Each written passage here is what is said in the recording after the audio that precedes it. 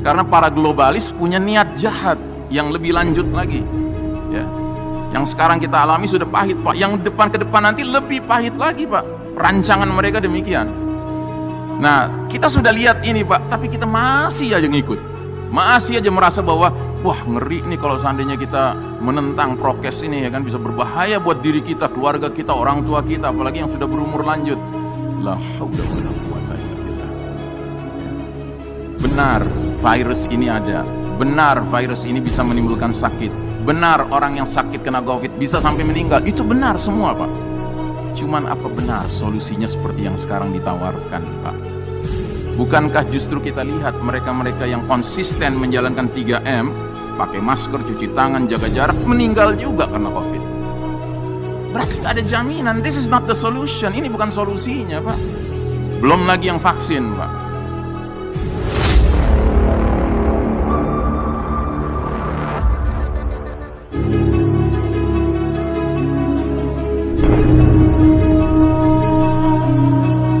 Anda tahu hari ini, Pak, sudah jelas-jelas ada intelektual di barat, di Eropa, di Amerika, ahli kesehatan, dokter, ya, ahli wabah, ahli ekonomi, yang menyatakan bahwasanya apa yang terjadi sekarang ini adalah skandal, Pak. Ini skandal, corona ini skandal.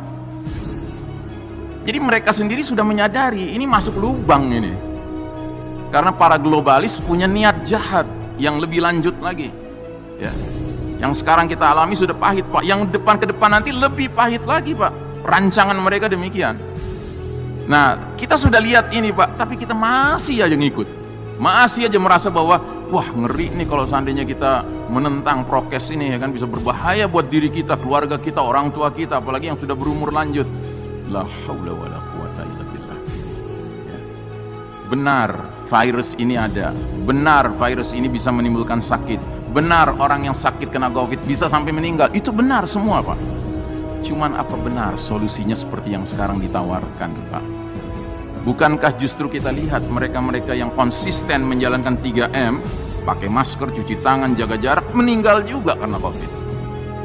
Berarti tak ada jaminan. This is not the solution. Ini bukan solusinya, Pak. Belum lagi yang vaksin, Pak. Ya, belum lagi yang vaksin.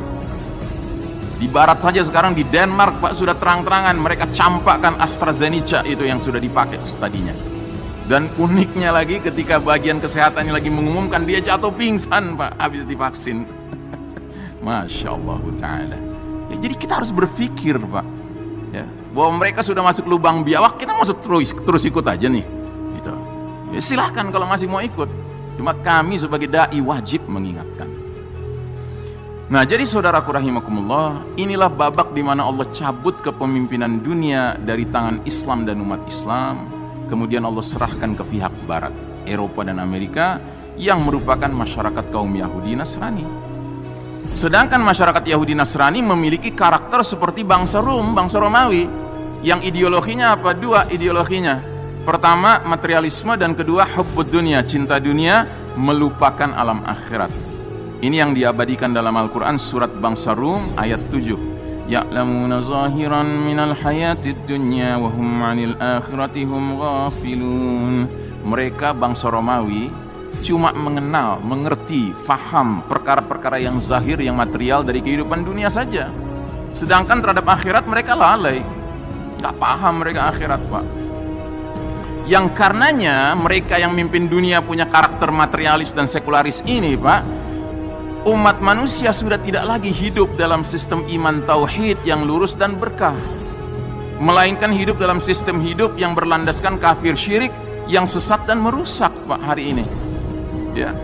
Jadi kita waktu memimpin 1342 tahun Hijriah, Pak, umat Islam berjaya, kita perkenalkan pada umat manusia lain sistem hidup yang fondasinya iman tauhid, Pak.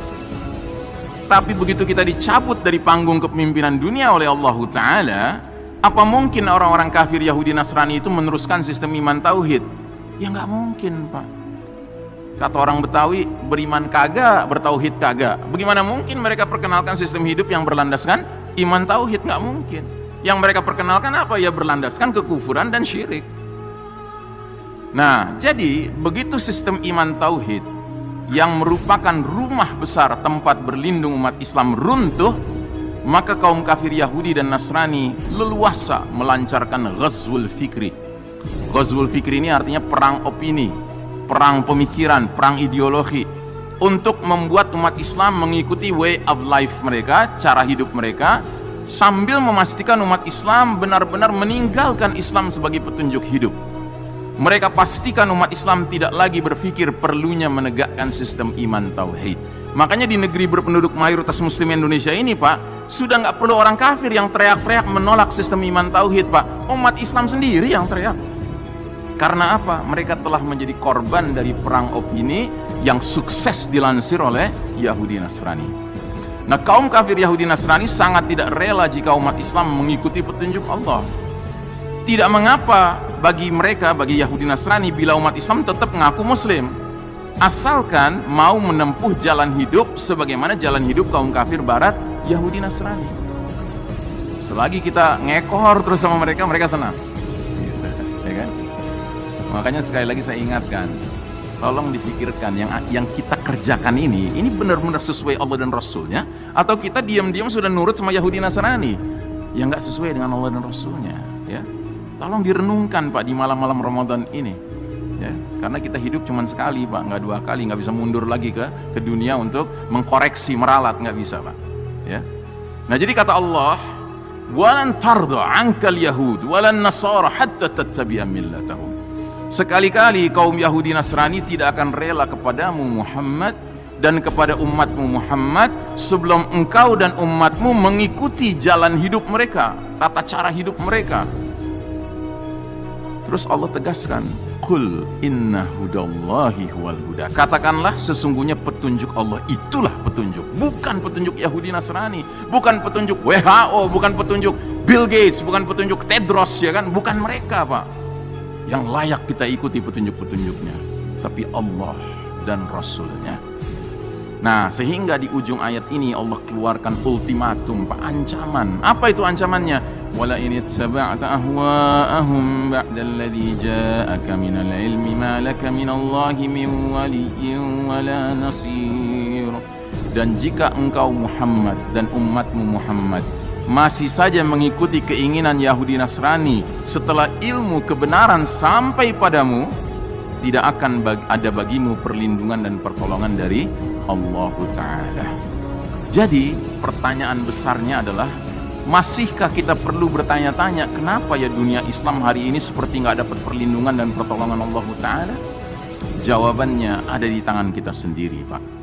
Jawabannya adalah seberapa jauh kita akhirnya mau berpegang teguh, walak, loyal, setia hanya kepada petunjuk Allah, seraya berlepas diri, barok, meninggalkan jalan hidup kaum Yahudi Nasrani. Itu kuncinya, Pak.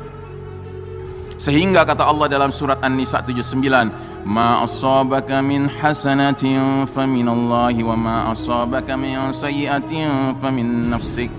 Apa saja nikmat yang kalian peroleh, hakikatnya datang dari Allah.